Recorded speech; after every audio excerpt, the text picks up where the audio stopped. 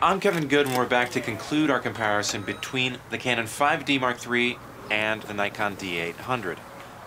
Now, in the interest of full disclosure, since the lackluster results from the Nikon last week, I have switched to shooting Canon, but I promise I won't let that bias my results in any way.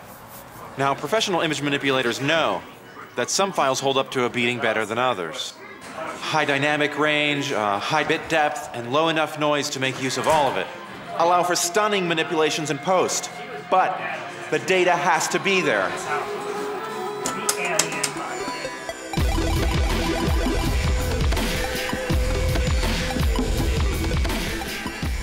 If you've got the bits, an image can become this from this raw file, or turn to this from this, or this from this.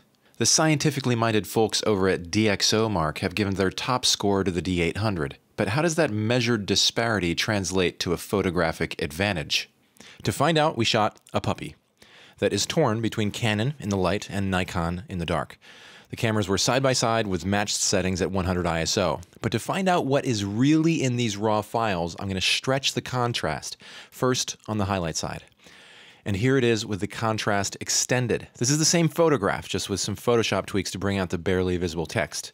Here's the original again, and here it is with the nearly invisible highlight details stretched out. I had a hard time matching the colors, so just pay attention to the noise, and you'll see they look pretty well matched.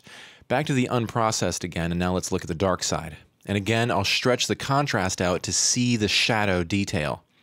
Okay, you probably saw that joke coming. Both cameras handle it amazingly well, but the Nikon is hanging on a bit better with less color noise and less of the vertical banding that the Canon exhibits. To really push this even farther, I'm going to look into the deepest shadows in the image and stretch them out. This is where we can see that the Nikon really does an amazing job at low ISOs of capturing clean shadow detail, and it has a more organic noise pattern as opposed to the visible vertical pattern in the Canon. Keep in mind that this is with no noise reduction on either camera, so in the real world I could get both cameras to do even better.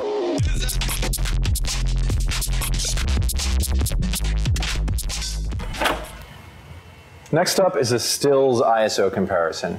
My idea was to do a boudoir shoot and use the incredibly low light levels of natural candlelight to see how these cameras could fare under those circumstances.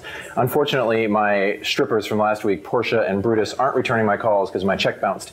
So I had to ask around my friends to see who might be able to do it. Thankfully, one of my favorite actors is willing to do it for us, Robot.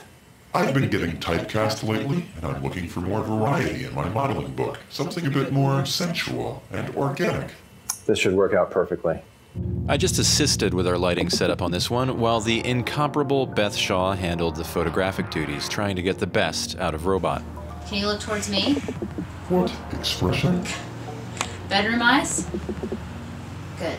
The camera side key light is strictly candlelight, and we're combining it with some gelled flash from outside. With the camera at 3200 ISO, this is what we got. Hell yes. But if we look closer and view the unprocessed RAW with no noise reduction, we see that both cameras are fairly noisy zoomed in. So you probably wouldn't want to make a massive print shooting at this ISO without working some noise reduction, but the cameras are acceptably clean for many uses. However, if we look at an area with some fine detail, like the mesh on Robot's mouth, we see that the Nikon really manages to retain some of that finer detail, even at these higher ISOs. So let's crank it up some more.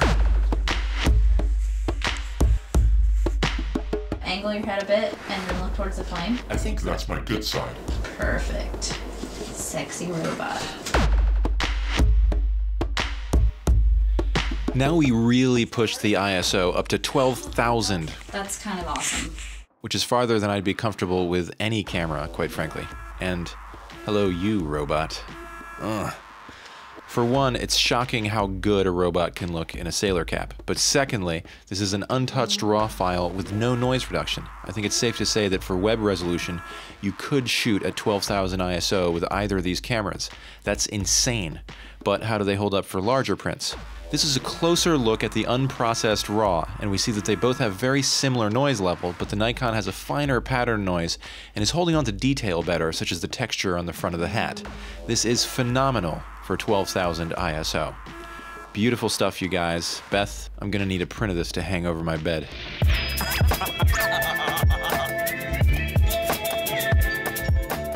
That wraps up the tests we conducted on the cameras, but there's still a lot of other variables to consider. I wanted to do a final tally of the cameras to see which one wins, but I figured that as a Canon shooter, it wouldn't be fair. So I've invited a Nikon user, myself, from a couple weeks ago, to give a more balanced discussion. Hi, Kevin.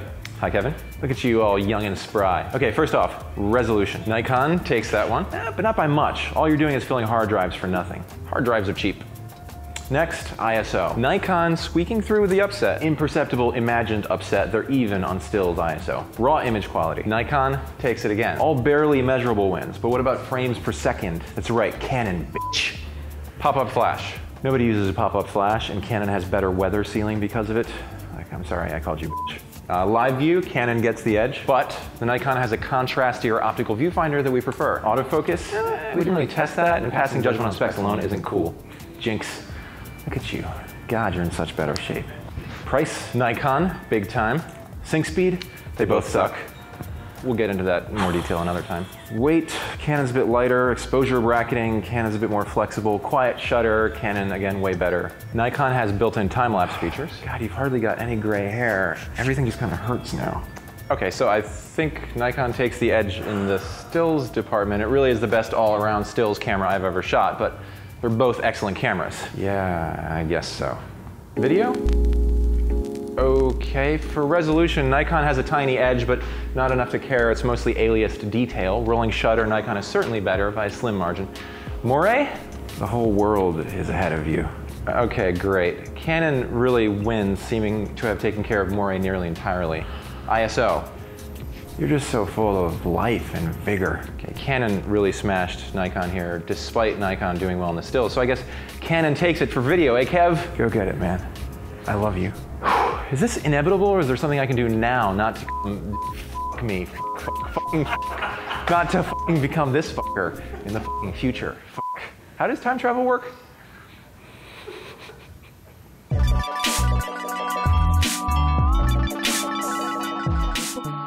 So last week we came under a lot of flack for destroying a perfectly good camera instead of using it for a more positive purpose, like giving it to an underprivileged child. So this week I've hired this underprivileged child to help me out by shoveling money into this fire. Can I use some of this money for food? We're not actually paying him. That would be against child labor laws. So over here we have the Nikon D800 on the tripod, almost ready to go. And what we're trying to see is how these cameras reject non-visible light. Because if the camera can record light that's outside the visible spectrum, what you get are sort of wacky color casts in your image that you don't really want. So with me to help again is photographer extraordinaire John Pellet. John, how are you going to set this camera up to record this test? Well, the setup's pretty simple, Kevin. It's